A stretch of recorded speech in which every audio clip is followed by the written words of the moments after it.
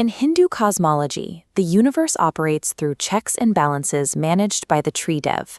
Brahma creates, Vishnu preserves, and Shiva destroys. Within this trio, Shiva is known as Adi Dev, the first god, and Swayambhu, the self-manifested. These titles describe an entity that exists without a creator, parents, or a human birth. However, the ancient Puranas contain a contradiction.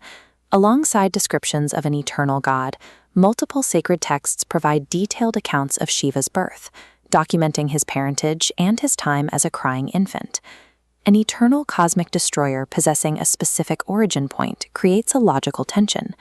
It suggests that a being described as the endless source of reality also has a beginning.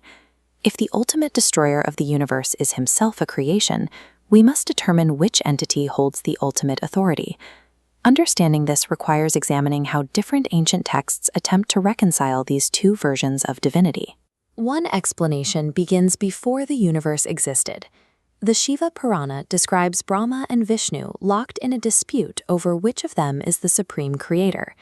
Their argument is interrupted by the manifestation of the linga, a blinding pillar of fire that erupts through the void, stretching into infinity in both directions. They agree that whoever finds the end of this pillar is the supreme being. Brahma turns into a bird and flies upward, while Vishnu takes the form of a boar and dives downward.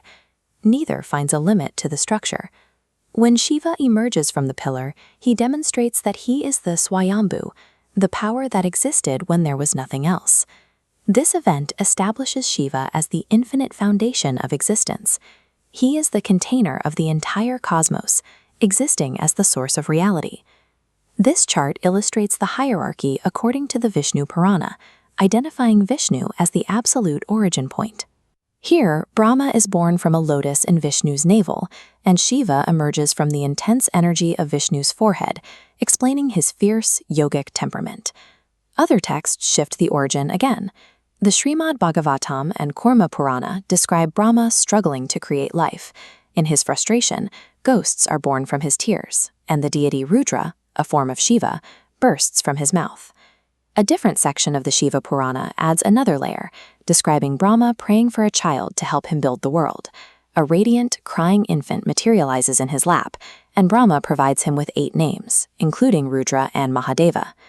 These diverse texts create a complex loop, where every creator is also documented as a creation, depending on which scripture is being read.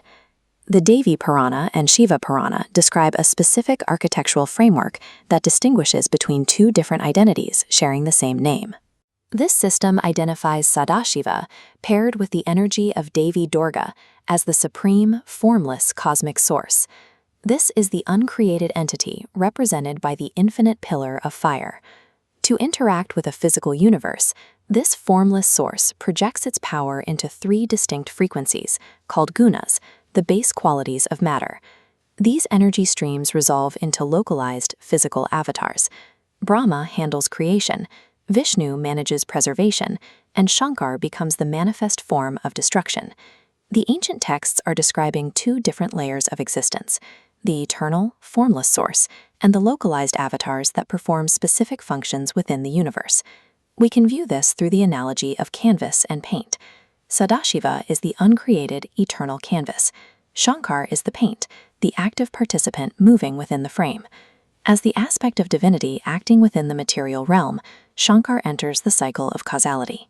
To operate within a universe defined by time and physical presence, he manifests through physical origins, appearing in Brahma's lap or emerging from Vishnu's aura, to perform his role as the dismantler of that reality.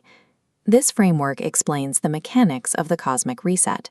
When the universe reaches its conclusion, the manifest avatars of Brahma, Vishnu, and Shankar dissolve back into the formless source.